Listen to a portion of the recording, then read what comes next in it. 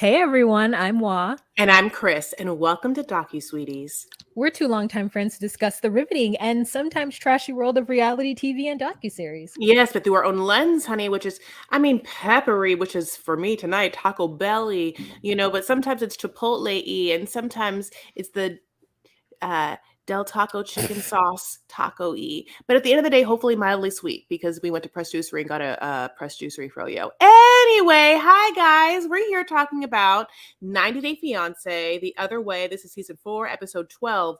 The glow soon becomes ashes. Ashes to ashes, dust to dust, glow to glow, honey. J-Lo will become ashes someday. That's what this means. I'm interpreting this poem for you, I want to say right now, even the sentence, the glow soon becomes ashes, is already 1 billion times better than any of the words jumble mumbled that came out of Usama's mouth that cafe day. Okay? He's a horrible poet, and I will die on that mountain. What? One, did you know that Chipotle in Minnesota tastes different than Chipotle in LA? No, but Yeah. why? I don't know, Chris. I don't know what the problem is. I don't know why it just doesn't have the same sabor. It doesn't have the same tang taste. I don't know. I've had it 3 times because I was like, the first time I was like, oh, I'm crazy.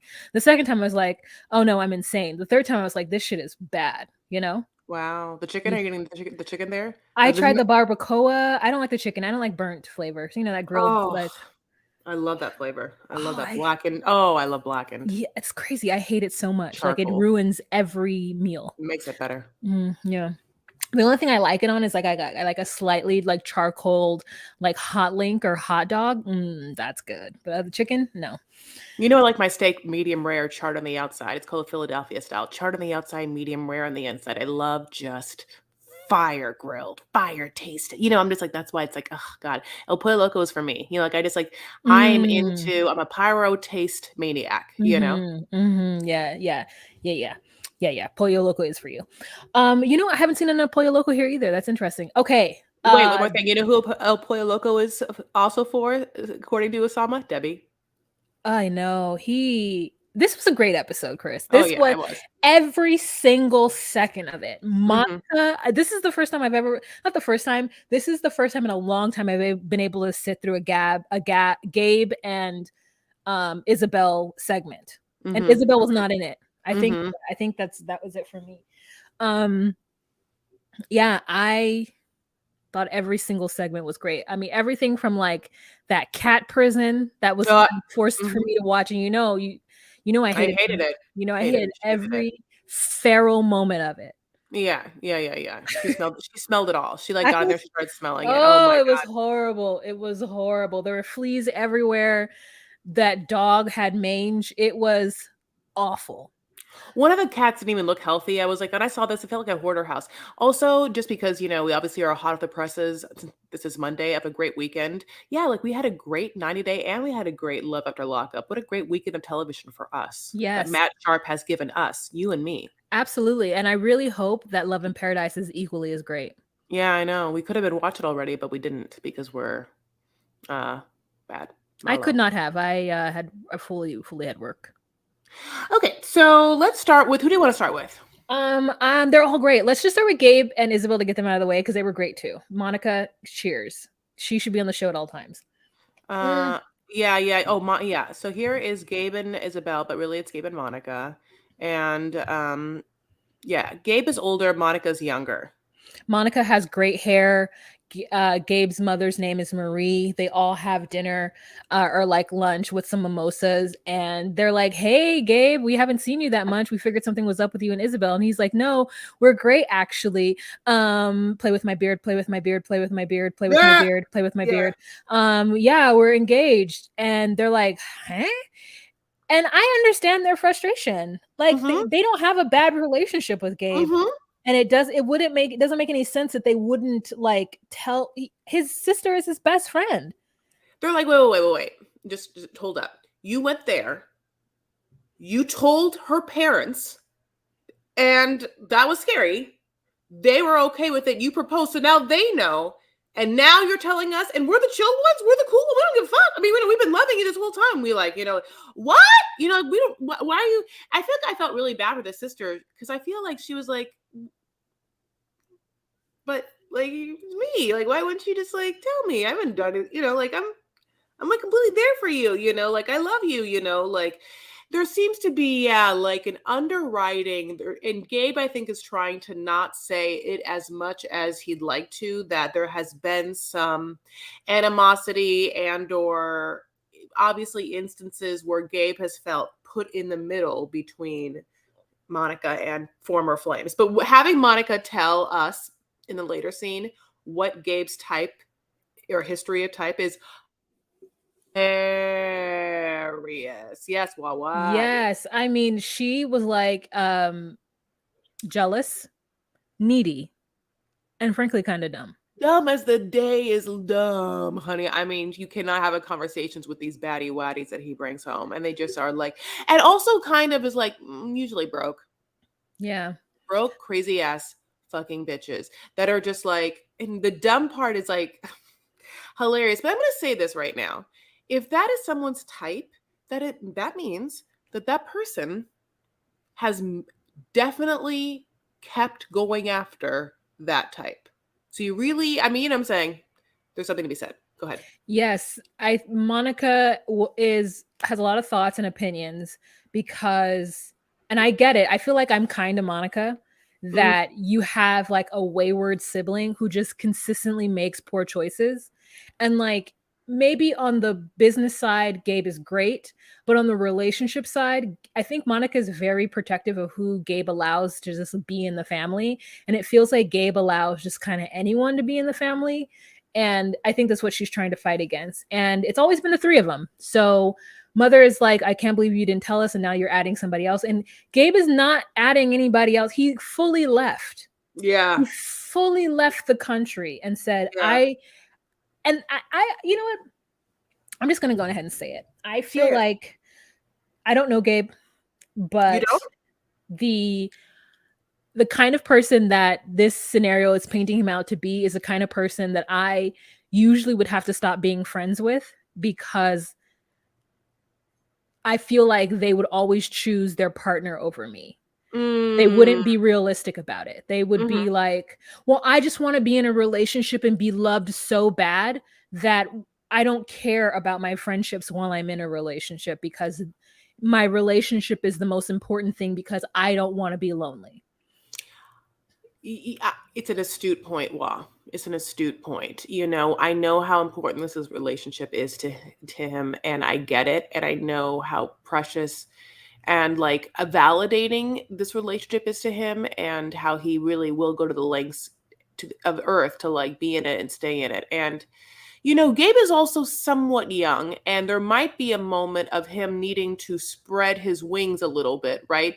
Now that he like is 100% the person he wants to be, like, so, like when you like think about someone who's like in their like 20s or like 19s or 20 or early 20s, like spreading their wings and like moving on. That's one thing. But Gabe, got a couple of years to like had to come out of his shell, like if he was like a little like a little, caterpillar, and he's now like his own version of a butterfly, right? And so I think that maybe there is an amount of having to like find and experience life, like with I don't know. So I think that he is not able to express this the way that I think would be conducive for two women to hear, but Yeah, I feel like he's not going to do a good job with stopping his sister because he doesn't know how to talk to his sister besides to just say, you're this, as opposed to when you said that, it made me feel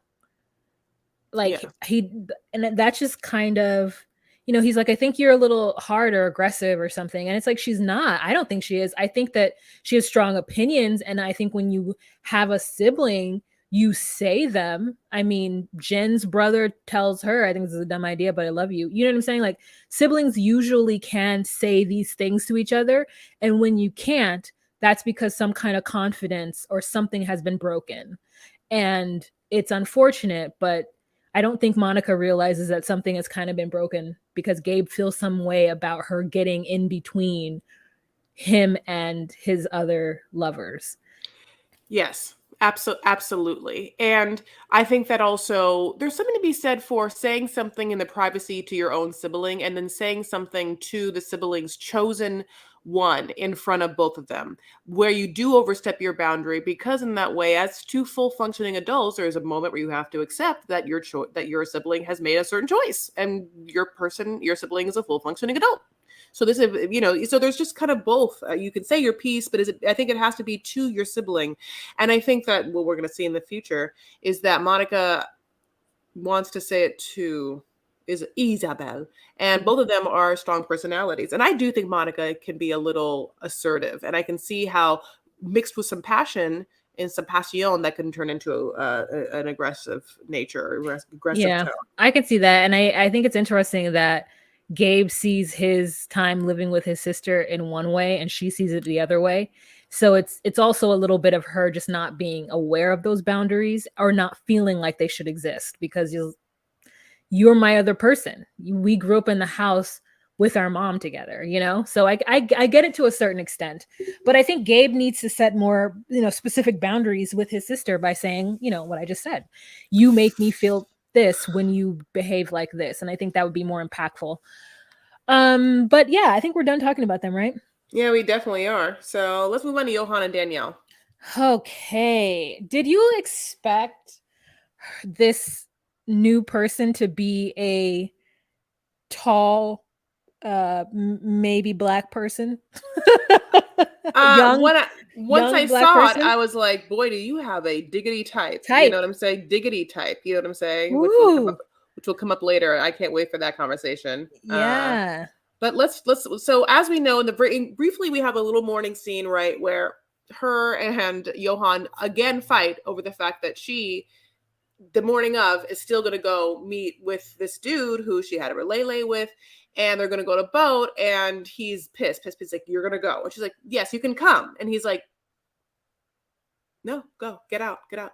Yeah. Like, it is like, ooh, I think I do like her dress in this. Oh no, that's the wrong Yes. part. So anyway, basically you meet him. He's this dude. Okay. And he was like, yeah, they were living together in Miami. They were like transitional. She said she met him like early COVID, like on a beach. He plays basketball somewhere. He's sweaty in this thing. It's sweaty there. But he basically is like, yeah, when I was with her, I just grew so much. I matured so much. I also like exponentially grew financially and spiritually. The financially part was so interesting. I was like, what, she get you into crypto? Like, what financially did she do? Like, honey, like, what pyramid scheme are you selling Arbonne? I don't understand what she did for you financially. To Amway, actually. He just started going door to door. No, I think that he probably never had a savings.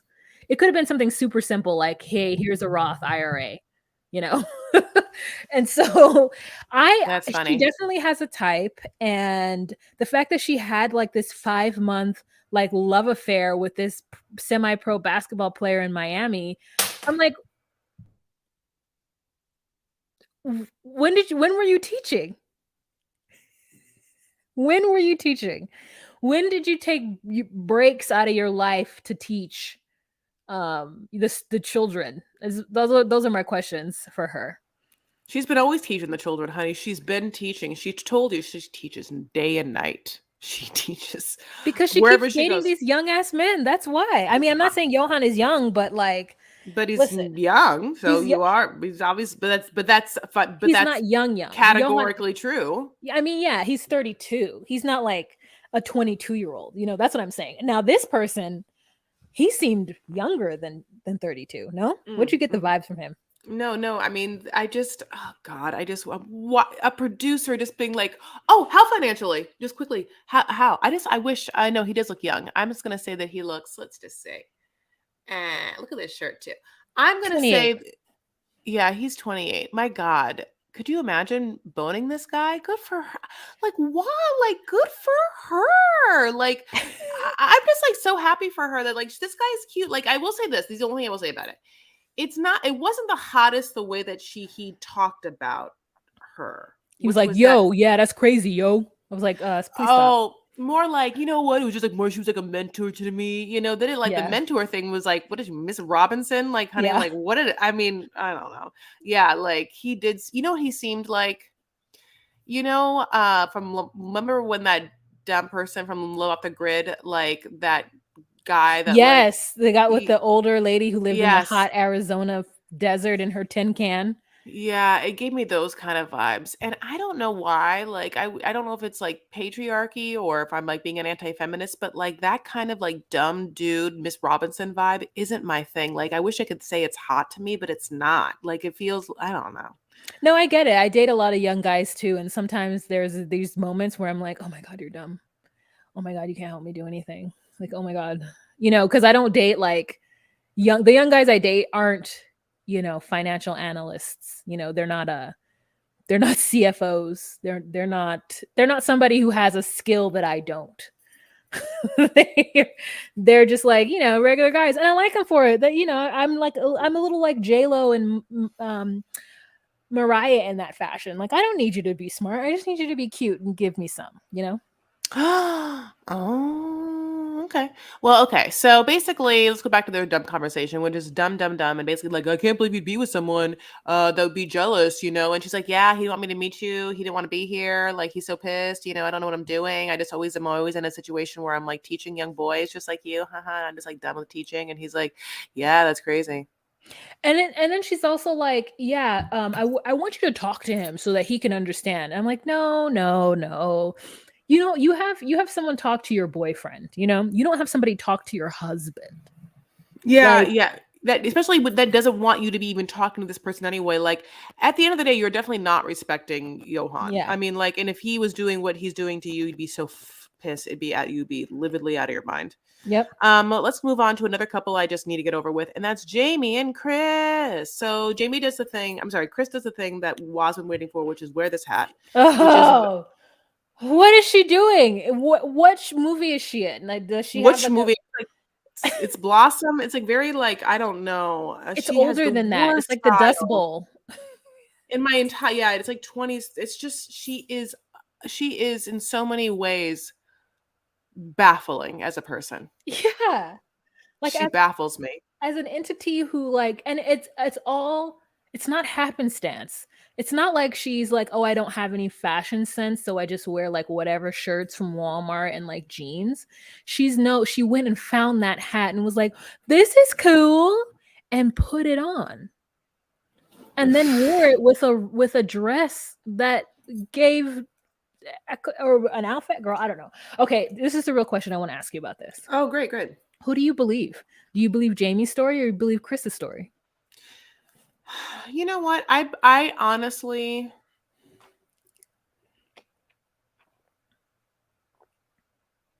okay. It could be the thing where Jamie is like Debbie, two women who are blissfully unaware and got themselves in a bad situation where you're like, why can't you see that this is not it and this is weird and this is a bad choice? And you're like, how how Debbie is bananas, so we know that Debbie like is in her own world and like she is real in this. Half of me is like Jamie has to know that something was up and she's just trying to like milk her for as much money as possible. Like that's what I want to believe, but the truth is I just feel like for some reason she either had trauma in her life that the like connection she had with Chris trumped her reason and trumped her actually opening her eyes to be like, I think this person's going through withdrawals or whatever, like in front of me, and I've never seen it before. Like, I just don't know what her situation is, but it is certainly crazy that she would A, be attracted to Chris, or B, put up with what she's put up with for this amount of time, unless she had an ulterior motive. But maybe, I mean, that part is hard for me to understand. I definitely don't believe Chris. Chris is fucking crazy. Okay, well let me ask the question more specifically. Okay. Who do you believe Jamie's story about the job and the situation, or do you believe Chris's story about the job and the money needing in the situation? Jamie. Okay, you believe Jamie. Great, great, great, great, great. I am like, I don't want to completely dismiss what Chris has said, but I do think that Chris doesn't want to live in Colombia. And she's not saying that. Oh yeah. Like, that's what the issue is that she doesn't want to live there. So now she's kind of picking up on things. I mean, I believe when she's been gone for 5 months, Jamie says that she stopped paying after 2 or 3 months, which to me, I think you would know if it was 2 or 3. So I was like, which one did she stop paying after? Did she, what do you mean? And then also, like, are you evicted then? Like, how have you been paying the bills? And how are you out to dinner or lunch right now?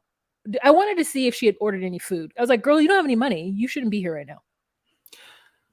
Maybe production pay for it. I have no, I have no idea. Like, she still looked great, like her hair was still fashionable, like, yeah, so basically, yes, we find out that it's been 5 months since Chris and Jamie, since Chris has left Jamie in Colombia. We also realize some things.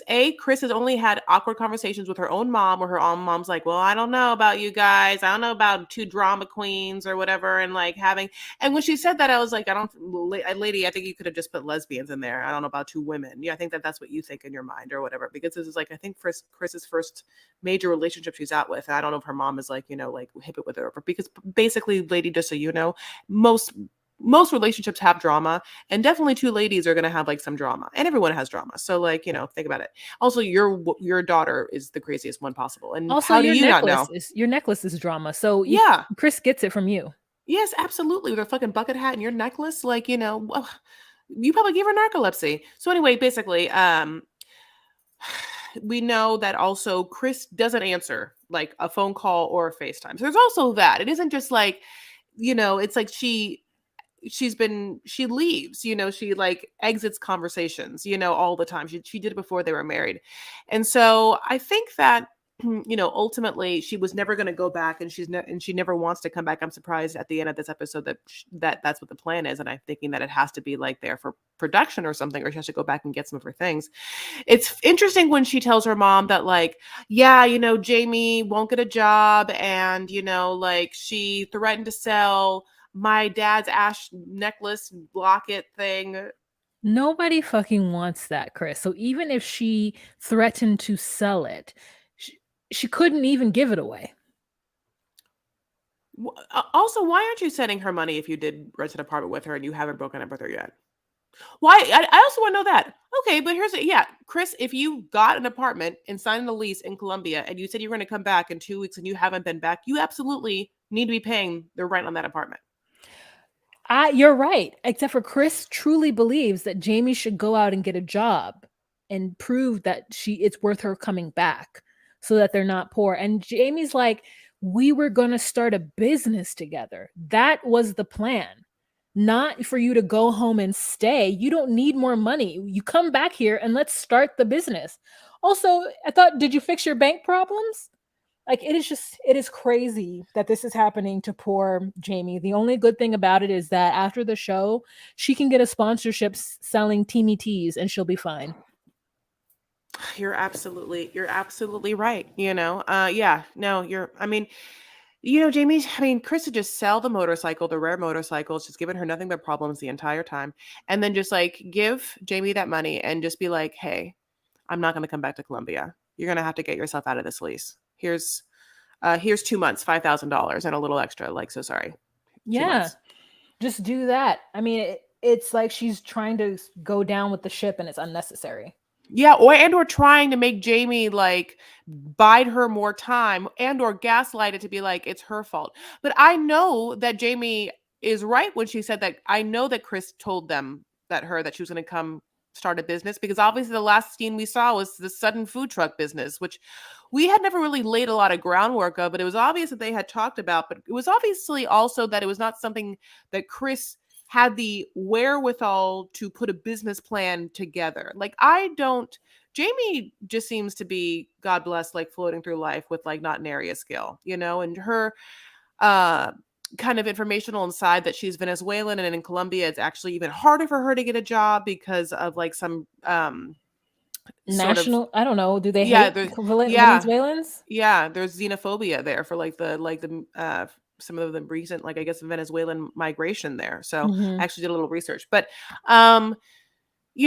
Chris has always been the moneymaker, and for some reason has businesses that give her money and she can just go back and get them no matter if her back hurts or not. She can power wash or who knows what. For some reason, Chris has like literally put herself on this like business pedestal as being, I don't know, smart about it. So Yeah, and money savvy. I really do think that if Sean Robinson or whoever does a tell all for this, I hope there is a tell all because there wasn't the last time. There needs to be some questions to Chris specifically, like, oh, so how are you power washing, and you have a bad back? Like, I want someone to ask her that. she'd be like, "Oh, I hired Chance from Love After Lockup. Love After Lockup. That's how I was paying those $700 credit card bills down." What was it? Love Lockup? What'd you say? Love After Lockup. That's why I hate the title of that show. I just hate. I hate Love After, Love During, Life After. I hate it some little. You said she should hire Chase from Lava Lava Lava. I mean Chance from Love After Lockup. Damn. I'm now getting his name confused with Chase all the time for some reason, which is annoying to me. Chase is on the case. Paw Patrol. So anyway, basically, I don't know what to tell you. They just that the last thing is yes. So Jamie has a conversation with her friend where she's like, "I'm so embarrassed, but this is the situation." He's like, "Yeah, you are embarrassed." Let me not only take a moment to be like, "I also told you so, bitch." Haha, I told you so. Don't ever fucking forget. On your tombstone, it should be, "I fucking told you so." Okay. Oh, right. But let me just tell you. And then so she's like, "Okay." Also, she's coming back, and we're gonna have to like talk about some things, face to face. Wa's so excited because Wa's obsessed with water talk, and now she's like drinking water. Like, who knows what bullshit's in that fucking jug? Anyway, so that's the end of them, and we'll see what happens. Like, now we can go on to the better couples of the night. We had to just go through the first 25 minutes. Should we take a break, Wa? Yeah, let's take a break. And we're back from the break. Oh my god, I'll tell you right now, Wa's been chugging water. I mean, just like just she's all over that hydration, honey. Wait a minute. Let's do a little bit for Patreon. This is going to be a Patreon exclusive, so I'll cut this all out. Okay, so I'm drinking lots of water. I got this jug a long time ago. It's 116 ounces. So it starts off with good morning at 7 a.m. and then it goes to do it for yourself. Then it goes to keep going at 11 a.m. Then it goes to drink more at 1 p.m. Then it goes to 3 p.m. Tons of energy. Then it goes to 5 p.m. and that's where I'm stuck. No excuses. I still have almost there, and yay, you did it. So you do have excuses. Yeah. Unfortunately, it's 10 p.m. now, 10:15 p.m. where I'm at. So I just like need to guzzle this down. I need to get through 4 hours in a minute. Okay. So coming back, what a lovely early episode we've had with a bunch of dumb people. And let's get on to the bread and butter, honey. I mean, I guess that's confusing because the bread and butter should be like not the main course, but I'm using that as if it is the main course. But let me tell you, sometimes bread and butter is all you need and very, very great. Could be just great, especially if it's French butter. Very, very yummy. Okay, who do you want to go with? Who's your first? Who's the person? Mahmoud and Nicole. Okay.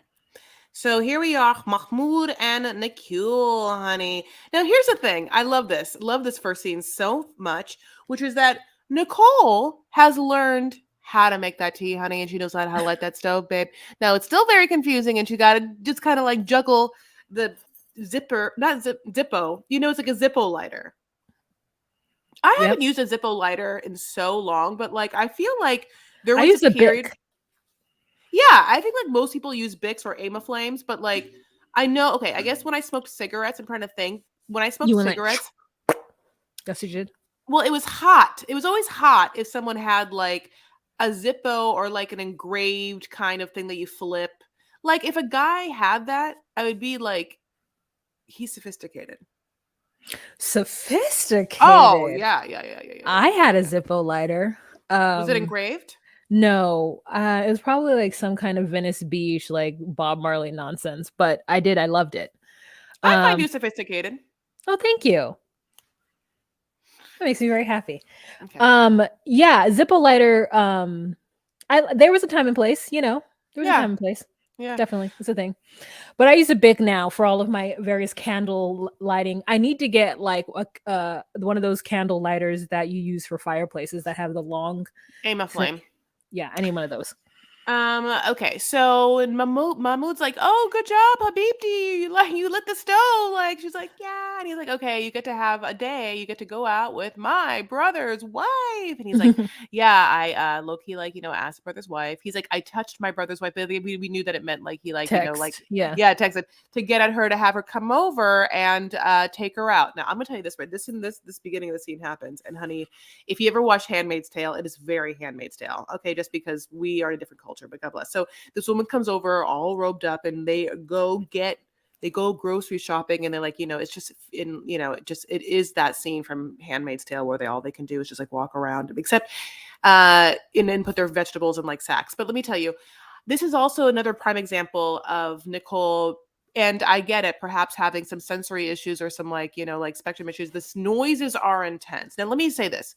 They're intense for everyone. I hate noises. So I also feel like, God bless. But yeah, like this, it is animals. It is like cars. It is like people. It is language. It is like smells. It is just like, shouting, like it's all of it. There's chickens, there's maybe cucumbers. She doesn't know how to speak anything. She doesn't know what's good, what's bad, what's expensive, what's not. Her like sister-in-law is doing the Lord's work. She's just like, oh, that's how you do it. Ah, that chicken, nah, too cheap. She's like, these are the local ones. They're usually good, but like, nah, that's too expensive for me. Like, I'm gonna like, and the guy just like throws the chicken back. The chicken was cheap. It was like $2 for a full chicken. And I was like, wow. In the States, you can't get a full chicken.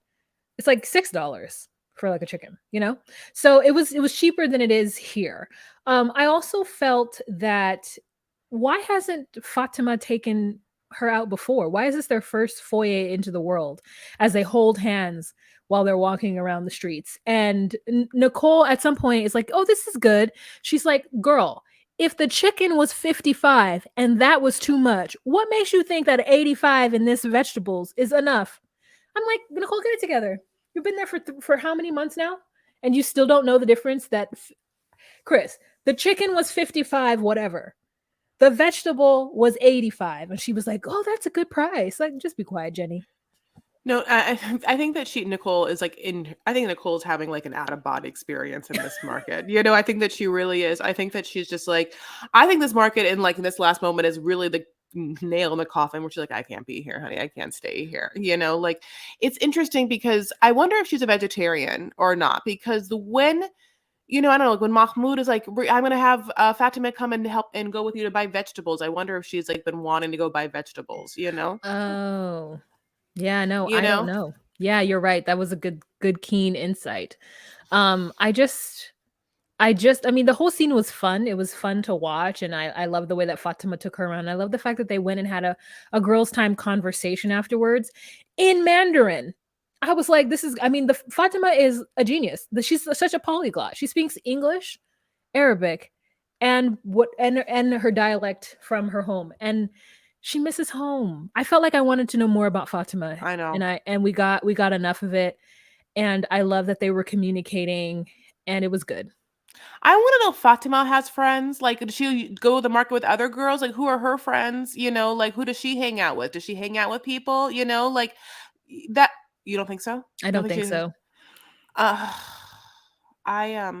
yeah. It's so interesting. My first thought is like, could you imagine like entering the workforce in America, or like just I don't know, like trying to think of like the many different money jobs you could get, being like, oh, I speak fluent Arabic, Chinese, Mandarin Chinese, and English. Just as like, I don't know, in so many different sectors, having Yeah. someone who can do that is incredible. So my dream is to speak English someday.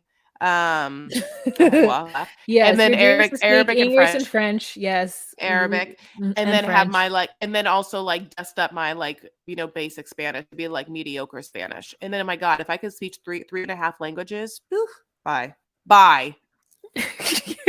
Okay. I just want to get Spanish. I really want to get Spanish. But I thought there was a good scene between them, and I think Fatima now has a secret that she has to hold on to. Like, is she gonna tell her husband, or is she gonna just sit on that? And she's like, Sit if on it. Mahmoud leaves, the mother will cry and cry and cry. And I think it's true, because the mother will have to live by herself, right?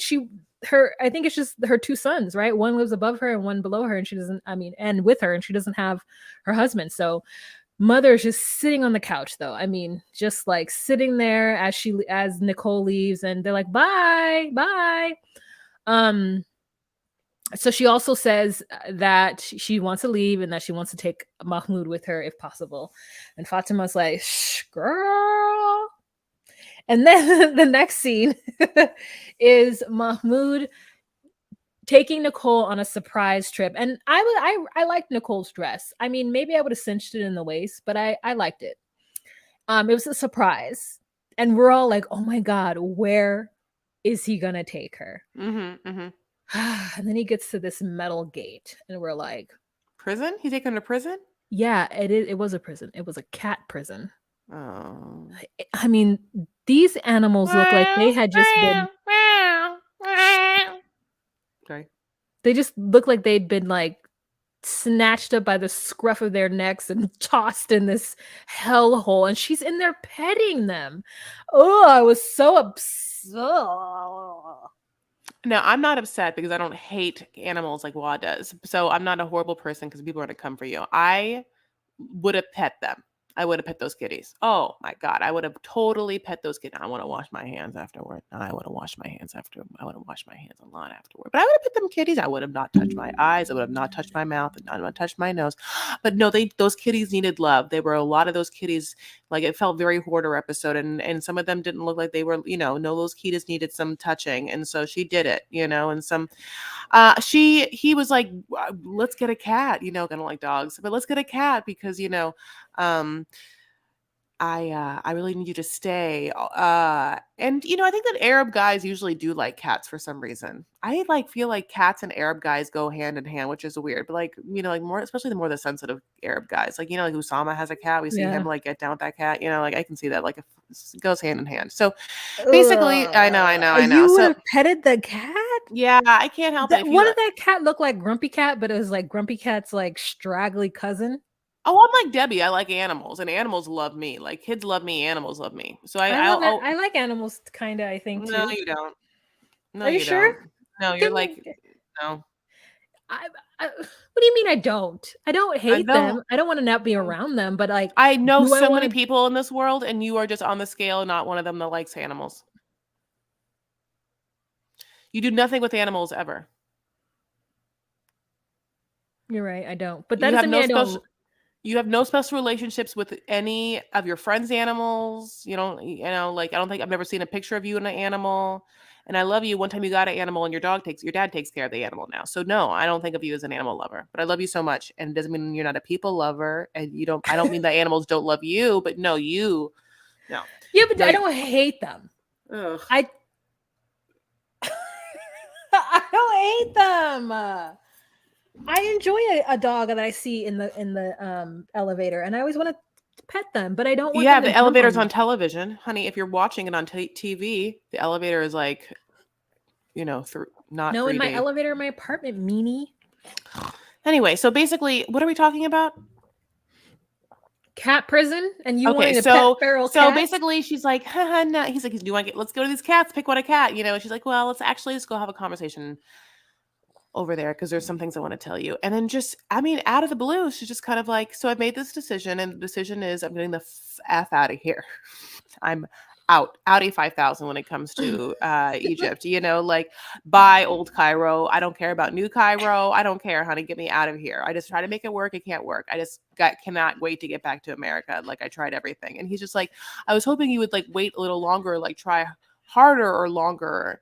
And she's like, nope, and yeah, and no, and you know why I'm going back for all the reasons that we keep fighting. So all of those reasons why, and that why is interesting because I'm like, well, do you think that those reasons are not going to happen when you're in America? How interesting, because that is her plan B, of course, as she said, she had applied for the visa to have him come to America, and he had accepted the visa application or I don't know, signed it or whatever it is, kind of being like, man, this thing might happen just in case, but he doesn't want to go, and she, of course, really wants this to happen now. And so he's upset, and he's also look like you said you were going to come here and give it a chance, and now you're leaving, and you said you were going to be Muslim, and you said that you changed your mind about that. Like, I just feel like you might change your mind about me. I'm going to move over there. Like, here's the thing. It's not, I mean, He's right. He's not he's wrong. right. He's not wrong. She is fickle, and she is okay with her ficality. And that's the thing that I get. Like, there are certain times and certain decisions in your life that I think that when you make them, you've got to give it the old college try. And that college try isn't less than a couple of months. Like, you got to really put your foot in it and try. And I don't think that she is able to do that. I think that I mean, listen, I am somebody who, unfortunately, the trauma of my childhood means that I was well into my 30s before I realized that I don't like green bell peppers. And it's because it was I wasn't allowed to not like things that my parents cooked. Like, I wasn't allowed to pick things out of food because I didn't like it. Or if I was like, oh, I don't want that, I want this, and they had cooked something else, I wasn't allowed to like not have that choice, right? So sometimes I am a little bit envious and like sneer at folks who can just change their mind on a whip. They don't have any, like, they don't have to follow through with anything. They don't have to finish a project that they've started because they have the luxury of either A, having a childhood or a upbringing where they were allowed to do that, or B, because they don't have to. And they fully lean into that. I'm somebody that, even though I may hate something, I push through. It took me like years to get migraine medication for myself. I would just suffer because I was like, oh, isn't this life? So part of me is envious of her for making the choice and switching, but I think, to me, she's almost at the point of no return. Or she just needs to divorce him and stop saying, I love you, honey. Thank you so much, honey. But does she not realize that if she brings him to the US, that she's going to have to be with him almost 24/7? You don't take somebody who never ever planned on leaving their country, nor leaving their mother's apartment, to a brand new country where they have no friends and no family. I know she's not moving to Dearborn, Michigan, where he can be around all the Arabs he wants to be around. She's going to take him someplace where he's not going to be able to find like his culture, I think. Right? I do not know what her plan is. I hope she was right back to that apartment that I know exactly where she lived in Hollywood before. I don't know, but it's half of me then as I was watching this, I was like, but if all of this is to mean that they will be on the next season of regular 90-Day Fiancé because he's in America, then it's all worth it. Have you seen that Zayed of I Love You So Much and Rebecca are like, he's like working in a furniture store. He's also like in a movie or something. And I think they like went to live in Tunisia for a little bit. It's like a whole situation these two are doing. They're living their best lives. At least someone is, and like, listen, if I hope that all of Rebecca's family members that like said that she wouldn't be happy in the end, or she'd be fucked over, or this was a horrible decision, I hope they're just all, eating mud or whatever it is. Eating mud? Eating, yeah, I guess. I don't know. That's not it, but I don't remember what it is. Yeah. So he's upset. He feels bad, and he's the skinniest man ever. I mean, she's skinny too, so I guess it doesn't matter. Just two skinny bodies. Ugh.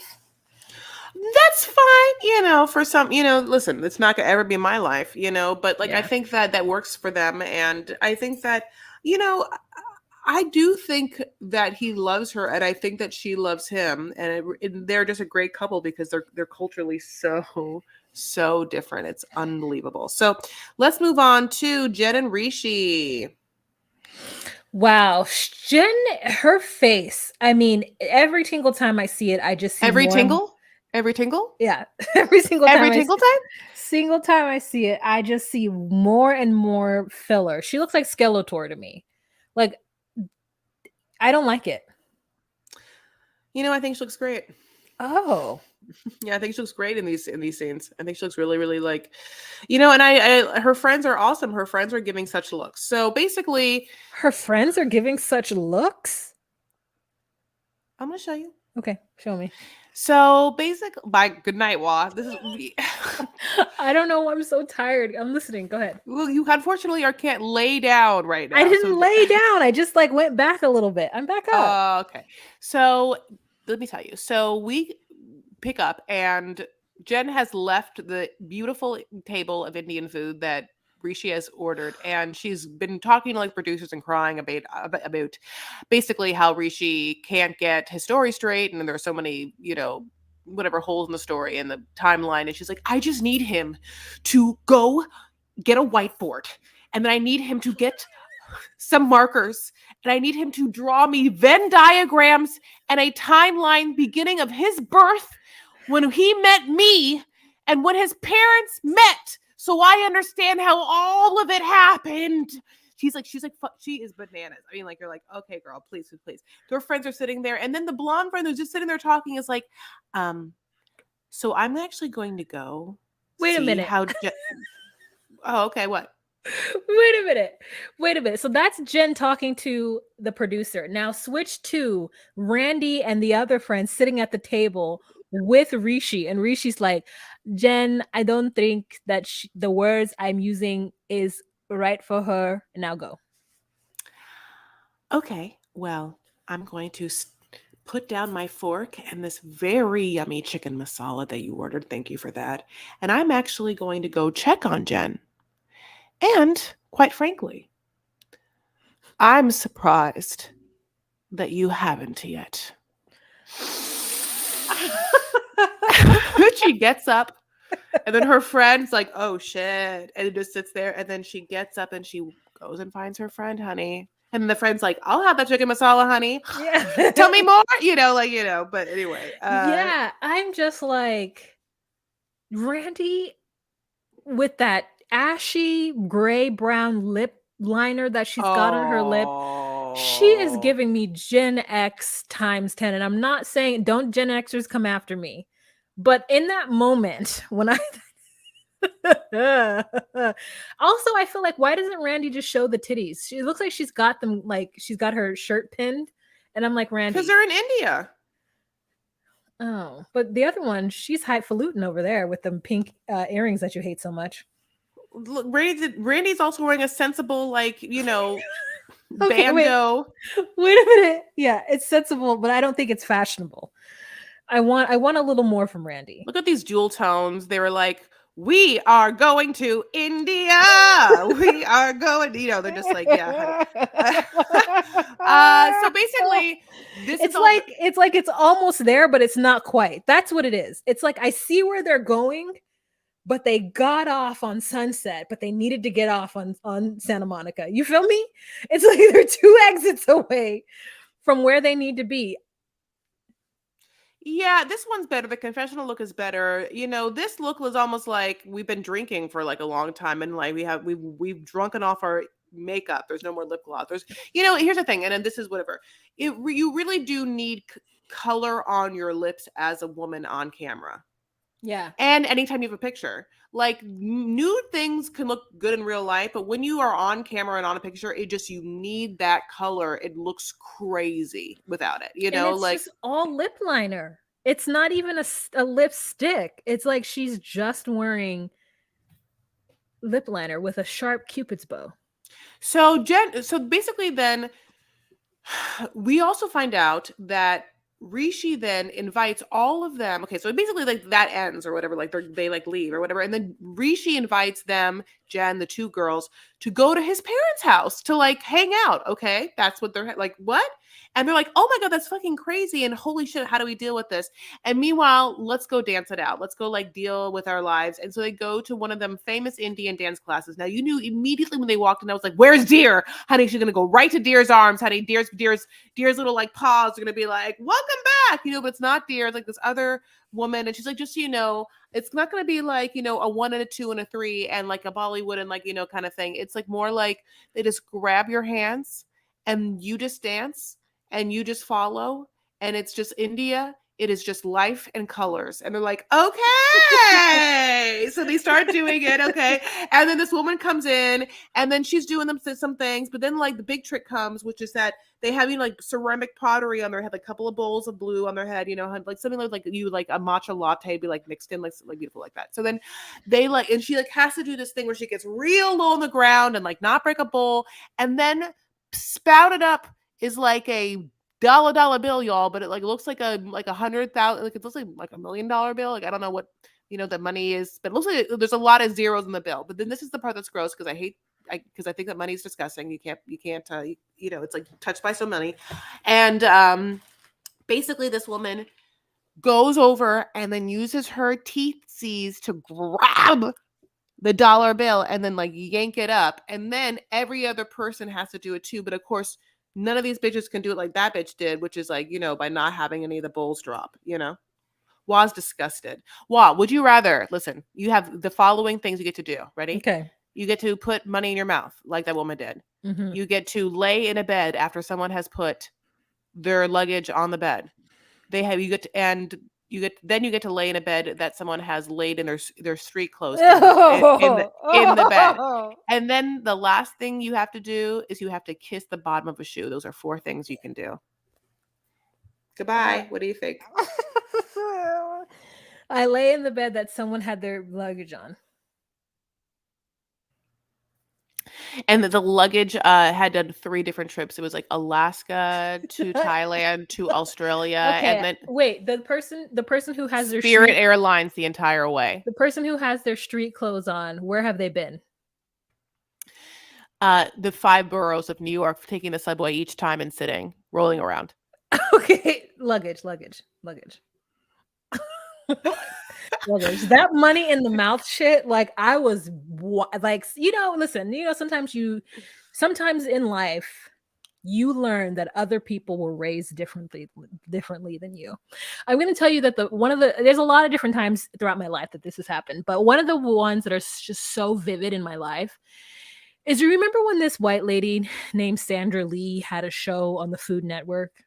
Yeah, like she's a baker? No. Oh, she would, right. Maybe her name isn't Sandra Lee. She would put like... No, she does sound familiar. I just, maybe I'm getting it. Okay. She would make like the lazy, and I don't say this if I don't think a woman's lazy for doing this, but for the time, a lazy woman's meal. Like she would open up can of cream of mushroom soup and put it in. All of her meals were like 5 seconds. Everything was like shredded cheese. And growing up, I wasn't allowed to use shredded cheese. So I thought like, oh, so lazy. Because my mom, shredded cheese is too expensive. So she would buy like a brick of cheese for same price or less and just force me to grate it. But she's right in a lot of ways, because sometimes the shredded cheese has different like products on it to make it like stay fresher, but like, so it's actually better tasting. And I will say this, and now this means like that's like also like, Sandra, your description of this woman is kind of like what Pioneer Woman does now. Anyway, God bless. Go ahead. Yeah, but it's not Pioneer. She was skinny, she was blonde, and she was always just one thing I remember vividly. She was making rice and she put it in a bag and she boiled it in hot water. And I had never seen bagged rice boiled in hot water. And then she added tropical trail mix to the rice. And for the longest time, I didn't realize that she didn't represent the women that she looked like. So I was like, what kind of cultural exchange am I learning today? I'm dead. And so that is one of the times where I was like, oh, this is a different culture than mine. Also, too, is when I see people eat money or touch money. Like I was watching something on, no one eats money, sorry. I was watching something on Instagram where this person was like throwing $100 bills on their newborn baby that was like fresh out of the oven. And I'm like, that money is so dirty. How do you not know that? They don't put the money on the baby. They don't have any white blood cells. Like they don't have a way of fighting infection. So anyways, it's like when they were putting that money in their mouth, I was really upset with them. I said, no, not when in Rome, never. I do know. But yeah, they do it, when in high poor. So basically, then what happens is that they're like, okay, we're gonna go. This blonde lady is like, here's the thing, Jen, you know me. We've been friends for a long time. Randy. She's like, you know me. I'm a professional. Oh! I am a what? Certified professional. Yeah. Interventionalist. Okay? So basically, I'm good at like talking about hard things and making bad things seem good. That's my specialty. So like, And I totally feel entitled and have the audacity as a white lady in this country to completely go over to this Indian woman's house who has invited me and tell her business about her son, who that person, I don't care, he doesn't have any autonomy. So I'll just renege on his rights too, not even worry about that. And tell everyone everything. That's my job here. But I'll tell you what I won't do: put any lipstick on. Oh. So that's crazy. So then Jen's like, okay. And then that's what's happening. And they're like, but we also like don't, like speak the Hindu. So they end up hiring a translator who was going to come with them now to the house so they can hear everything, understand everything. And then if anything's being bad said, Jen understands that. And they have this fucking thing where they're like going to drop this bomb and they have to like, know what's going to happen. So the translator come over and the translator is gorgeous, so hot, so beautiful. She's truly beautiful. Like Jen loses her mind. She's like, what the wow, well, anyway, if it doesn't work with me because, my friend's going to like blow it up, I guess the mom isn't going to totally be like, great, Rishi, just take that one, honey, take that one, that one, just fuck this one, that one, guess what? That one has baby making capabilities, this one not. That one looks less sleepy than this one.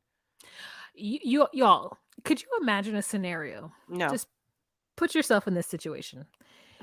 You are a mother and you're in your home minding your business and you've been trying to get your son wed and he's refusing and you don't know why. And then he brings this foreigner to your home. This person that from a country that you in your wildest dreams would never even think or want to go to. I mean, it's hard to imagine because in the US we have so many different cultures here, but imagine you didn't live in this place where there was a lot of cultures and it's just your culture and you're fine with it and you love it and everything about it's amazing. Brings this foreigner to your home. Not only does he bring this foreigner who you met briefly at your daughter's wedding a few years ago, and then you met about a couple months ago, right? And that foreigner brings her other foreigner friends, and they're sitting in your house. And you've never seen people who've ever looked like this in your entire life. And they have an interpreter. And you're like, why? Why does there need to be an interpreter when Rishi, who is their friend, speaks the language? But they just bring an interpreter in. And now this interpreter is in your house having a conversation where the friends of the friend tells you that your son has been engaged to this older woman who cannot bear you any children, who does not want to live in your house and take over taking care of the family in the way you need this person to do so. A person that you don't speak the same language as. And you're supposed to take this. I would kick everybody out immediately. As soon as this news came out, I'd be like, go, like, get out. What is happening? I would look at Rishi. I'd be like, you need to ask your friends to leave and then stay here and let me talk to you. The audacity of this woman to think that she knows how to communicate to a woman from a completely different culture and a completely different language than her because she is some kind of certified. These people have the audacity. No, this is what this woman, I think, I can't wait to see what she actually does. But to me, it seems like this woman in her mind thinks that she can be like this. Hey, translator, you got me for this, right? I'll just say it and you like freeball it. Hey, thanks for letting us be here. So guess what? Great news. Your son has captured the heart of a fabulous woman. Okay. All right. You got me? Someone who loves him and someone who is really spiritually present. Okay. Your son and this woman have been together now for 3 years and they want a life together. Isn't that great news? The woman is the same person you've met already twice, right over there. Anyway, so, like, this is the last thing I'm going to say to you about this is that you were like, oh, what if you were the mom? Blah, blah, blah. I love women. And I have always the benefit of the doubt that most women like have an intuition, but sometimes I think that things are blocked by like people's own traumas or people's own like either like egos or whatever. So having said that, in my heart of hearts, his mom already knows. Okay. She's already met this person twice. There's been cameras in this home. She knows her son. She like Sumit, I would have slipped, but like he, his friends like know that he is like a ladies man out and about. His mom knows him, so Rishi's mom knows him. So like I just can't imagine a world in which Rishi's mom hasn't thought, is Rishi and this white lady dating? Like, of course, I don't know why I gave her the voice of like an old white woman, but like I just can't imagine it. Like women know shit. It's her son. I guess I just feel like sometimes when the cultures are so different, that maybe they wouldn't think that their son would do something so embarrassingly horrible. You know what I mean? Like I don't think Jenny and like there's no way that Sumit's mother could still not, after the man married her, couldn't get over it. Was like, I cannot believe you are doing this to me. And Rishi's mother, maybe it'll be the same way where she's like, I can't even fathom a world like it. I mean, it would be just as like different if a American woman, the son got married overseas and then brought this person over and was like, look, this is my wife, you have to accept her. Who? You didn't tell me? It's like, Monica, you didn't even tell me you were engaged. It's like, Yeah. just so out of left field.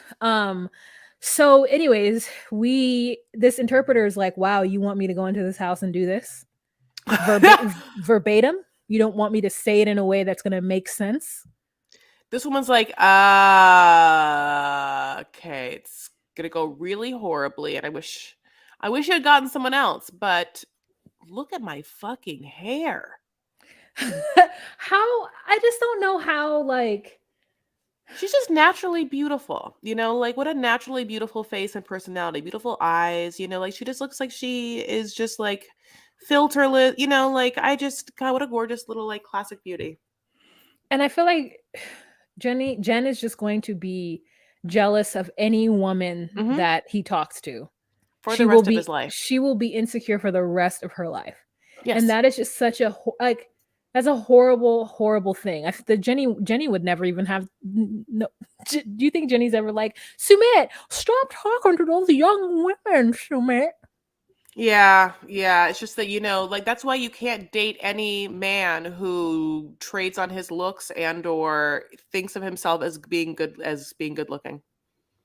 That's the Chris Farrow wisdom, honey. And listen, you can fight me on it, but I mean, that's what it is. Like, that's what you trade. That's why, like, I personally wouldn't want to date any like most famous men, like kind of, I just don't want to like ever deal with anyone just like multiple women just throwing themselves, like not to cross. Wait, are we done talking? We have one more couple. Oh my God.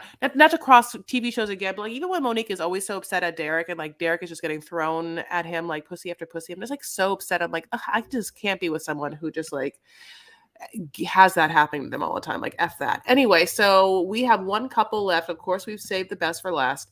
And that is Debbie and Osama. No, I need you to get her accent better. You got to listen to it and do it because I know you have it in you. Okay, you guys. So we start off where she's like, I feel like I've aged 10 years since I got here from last night. Not only do I feel like it, I look like it too. Now, this woman is fully coiffed, hair done, full on blue baby eggshell, robin's egg blue outfit. And I'm like, it doesn't look like you aged. You look exactly the same. 1, 2, you look put together. And she said that it took her, I don't know what the exact words that she said, but it took like a miracle or something to get here. An act of God. That's what it said. She said it took an act of God to get ready. She said it's so primitive here. They put upholstery on the toilet seat and it's like, no, I can't have that. And I said, oh yeah, right. I couldn't have that either. Like, you remember when toilet seats used to have that like cushion, but it wasn't upholstery. It was like fake leather. That was fucking weird too. No, I know it's squished down. Yeah. we've been knowing what bathrooms are like in every different places, and she's astounded by the plumbing and like the thing. But then she also says that she's been in sorry, third world countries before, and that this takes the cake. But then when I look around, I'm like, I don't think this takes the cake. They have running water, like, I mean, Jesus, just because you don't like, I don't know. So anyway, but yeah, no, I think it's harder for her. One thing that is LOL, and I feel very hot on for her, is that she's like, when you go up the stairs, there's no rails. You're just like, she's like, I don't understand how the whole country doesn't have neck braces. You're just like, oh my God, Debbie. Like, you're Yeah. so like, but she is trying her best, and she has gifts that she wants to give. Usama's parents. Usama's like, Osama. He's like, oh, my mom was like sleeps, tired. That is not true. She doesn't. Yeah, absolutely. Woman is like, I will not fucking be on camera with that old bitch. Are you Yeah. fucking She's kidding like, me? no, I can't do it. She Yeah. is pissed. And she's like, I'm good at making do, but this is making don't, honey. Like, she says all of the things that we need her to say this entire time. And she goes downstairs and she's got gifts, and the dad gets like a sketch set. And I guess Yeah. the dad is an artist too. And she's like, I want you to give me a souvenir or paint something for me. I'm like, you can't just make people paint for you. Yeah. I'm not gonna like give you a sewing machine while I'll be like, great. So can't wait to get my dresses. Can you Yeah. mail me a dress a week, babe? Yeah, Like, here's yeah, my yeah, yeah. measurements. But yeah, the dad has been loving her already, and so the dad's grateful for this unexpected gift. And the daughter, I'm sorry, the sister comes, and she loves that sister. She's like, there's my princess. Like, she's and the sister is lovely, lovely. And so then it's time for Osame to do the tea trick, where like you start off close, and then once you get the steam right, all you do is kind of pull it away. But boy, is she endlessly, fascinated by the fact that it's just being poured out of a skinnier thing. But anyway, God bless, she makes it such a big to do. And then the dad's like talking, he's like, I am so excited for my boy to get to that America and change the world, honey. We can make it there, we can make it everywhere. It's American dream. And as we know, that's what I've always wanted for my son to go there. Can't wait for him to see is there. He's gonna send me some pictures. And she's like, what? No. No, that's not the plan. Yeah, she's like, well, let's get this straight, Osama. I moved here to live in Rabat. I'm staying here. And the sister is like, oh, you're not going to America? She's like, no, I moved here. I brought all my stuff here.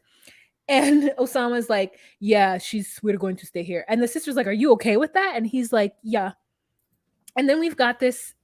At some point, he just like, to me, looks directly into the camera. And I didn't quite know what was going on. Like, who is it? Who is he looking at?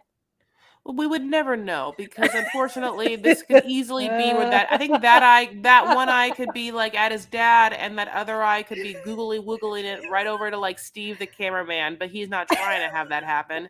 I don't know Like, what. It's shortly after this point he smiles to the camera too. And I couldn't catch that one. I kept trying to catch it. And Debbie's like, I wonder how long it took her to get dressed. I truly do. Did she have a blow dryer? Like, what did she do to get her hair in this manner? wait, who do you think takes longer in the bathroom, Debbie or Nicole? Oh. I'm going to say Debbie, because she has a lot of hair and she's got a lot of jewelry she has to put on. Yeah, but Debbie wants to like wet her hair down and sleep in a pillow roller. So, but anyway, so basically after this, then they go painting in the woods. Okay, babes. Okay, this is like, okay, on this the is farm, the best. not in the woods. Whatever, like out in nature. Okay, but it's can't even. Okay, so then wait, hold on. The sister thinks that Osama will suffer living Oh. in Rabat or living in Kismet with Debbie, and I think that she believes that he will suffer because of the embarrassment of being with a 67-year-old lady. Oh, what were you thinking?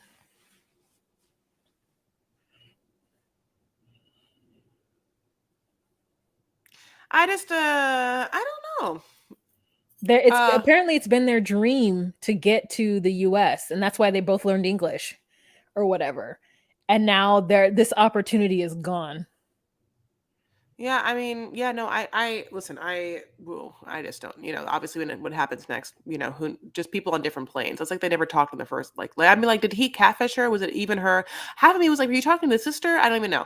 But basically, while I'm gonna stand by this painting in the woods. She comes upon a donkey.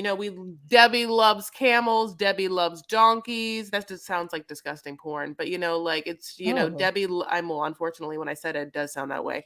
But she sees this donkey, honey, and she's like, "Oh, you're gonna let Miss Debbie ride you?" And then she's just like, "Do ralu ralu ralu, do ralu rale, do ralu rala, can you let me ride you?" So that she somehow gets on this fucking donkey with like the whole camel thing or whatever, like it's like extra padding, it's like the bedding underneath or whatever. She gets on it, and then fucking Osama's like not having it, and also you probably should not have gone on this donkey. I don't think this donkey's for the rides or whatever. And then he's like kind of going fast, like, "Watch out, Osama!" It's so. And then he's like walking. I don't have a butt. God didn't give me a butt, Osama. Yeah. Slow down, Osama. Yeah. It He falls doesn't give a off. fuck. He doesn't give a fuck. Like, he's walked her underneath the tree. He's like, "Oh, you just didn't hold on." She's like, "No, you were going too fast." And she's like, "Always making a fool of myself. I'm so clumsy." And she's like, always, it's so crazy. She just can't stop talking. A lot of Debbie is just like filling air with words, because I think that she's definitely felt uncomfortable this entire time, and Yeah. she's also on TV. So basically now she sits down and they're going to start painting, and he's just like, "I just want to paint." And she's like, "Okay, tuba loo," and she just starts singing, and Honey's just like, "Whatever the fuck." And he's like, "Painting is time for not talking." And she's like, "Okay, cool. Yeah, not talking." Anyway, so can you talk to me? Can you Osama, talk about the plan for our life? let's talk about we gotta talk about the plan, Osama. No, we don't talk about plan. Every time we leave, we go talk about plan. If we come home, we talk about plan. I don't want to talk about plan no more. I'm not saying that we have to hammer anything down. I don't want to force you, but I need a skeleton of a plan. You know what? It's crazy that you think this. You're sick. You have a mental illness. You have some sickness, mental sickness or something. What? What? What? Now, You're here's the I yeah. think that oh yeah. God, I hate him. He just like goes off on her, and she's just like, who are you, man? What's going on? You over here Yeah. saying some really crazy things. You think I don't hear my kids telling me, Mom, you're being taken advantage of? Mom, he's using you. Mom, you're a sucker. You're giving away everything for this idiot. And now you over here telling me that I'm I'm crazy? creepy. I'm bad. I'm angry. I'm bad. I'm like, you are fucking creepy. And also, yeah, I mean, he is he unfortunately just is as horrible acting as he is ugly. And it's just one of those things. It's almost like a comic character. He looks like a fucking comically character, like villain, where he's just like, too bad. You like judge a book by a cover, honey, but that one's scary as fuck on the outside. I would run away from him in an alley. I really would. It's so funny. Like, I really would. Like, he's not like, he's not like tall, and like, he doesn't look like he could like physically like beat up, most people, but I would run the other way if I saw him. He's horrifying looking. The craziest thing is that he used the word "I'm creepy," and I'm like, how do you know? How is that a word that you learn in our language? Because it's like a very specific type of thing to be creepy. So, like, has someone said that to I wish that he was like, look, I'm a creep. I'm a weirdo. you? What the hell are we doing here? You don't belong here. Oh, that would make it a lot it would be very hard to license that song from Matt Sharp, but it'd be a very interesting scene I for just me. can't believe that he did that to her. I'm still kind of in shock that he had the gall and the audacity to trick her like this. And she's like, the man I loved and fell in love with during text is a completely different person than this Osama. And I'm like, Debbie, you didn't talk to him on the phone ever? It's all through text. Also, you've met him before. This is not your first time seeing him. Like, it's just very odd to me that all of this was through text. She never heard him say, Debbie, I love you. Debbie, you're like, your bones are happy in the sun. Like, nothing. I know, just, babe. yeah, her son fought very hard for her. Very hard for her. And he knew he was letting her go over there to get played. I'm going to tell you the thing that I'm going to come to realize about this. It's obvious that she should have not gone. And the truth of the matter is, she should have had the wherewithal and discernment to understand that this was not that this was an ultimately absolutely futile situation with someone on the other side who was either scamming, prankster, or someone who also could be not mentally ill because she is older. So she should know that. She's already lived on God's green earth enough years that she should be able to like have her wherewithal. The fact that she didn't is unfortunate. And she's a beautiful lady with a beautiful spirit. But I'm just going to chalk this up to she needs to be taught a lesson that you can't just fucking lose your goddamn mind and heart on wispy, wondery, fake things. And if this had to happen, fine, because it could have been completely worse. What if there weren't cameras here, A, and B, and or she met someone even more nefarious? Yeah, you're absolutely right. The cameras are the only thing that I think, not the only thing, but it's very fortunate that she got on the show before she went over there by herself. And that, I mean, the fact is like, how could you want to kiss him? How could you want to kiss him? Yeah. You know, but and obviously, as I've said, profound loneliness affects many people and many people on the show. And I know that it's hard, but at the same time, you have to have awareness and you have to have a grounded sense of reality and there are people around you. And she had her sons, but you have to be grounded enough to understand what this world is, which it's filled with different types of people. And you're not just going to suddenly fall in love with someone 40 years younger than you. Like, it's just, she should have known better. She truly should have. You're right. But also, like, why was he so intense on painting? Like, could he have not painted any other day? Like, what did the fact that he was so upset about wanting to like get there before the sun set so they could paint? Like, he doesn't, like, it's his last day on Earth.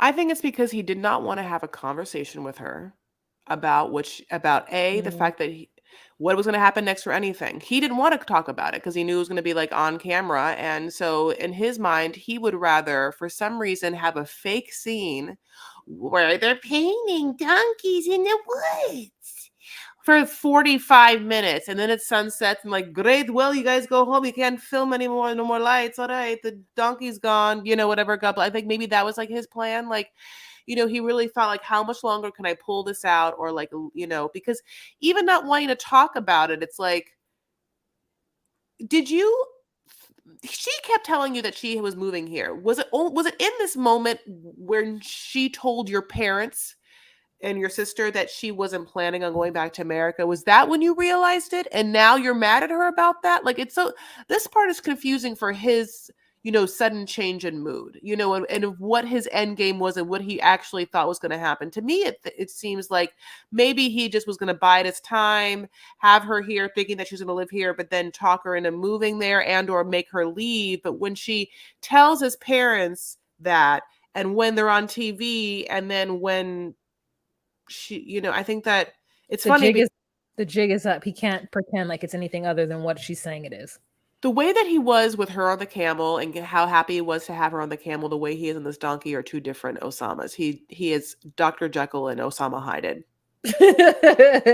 You're right. And again, it's like a miscommunication, not miscommunication, but it's like, do you believe Jamie or do you believe Chris? Do you believe Osama or do you believe Debbie? And like, we all know who we believe in. And is it because of the edit? I don't know.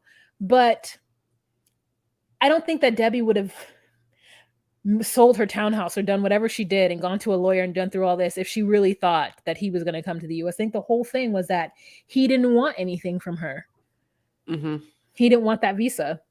Mm-hmm. So it was such a great episode. Probably the longest episode that we've ever recorded. Feels Yeah. that way. Yeah.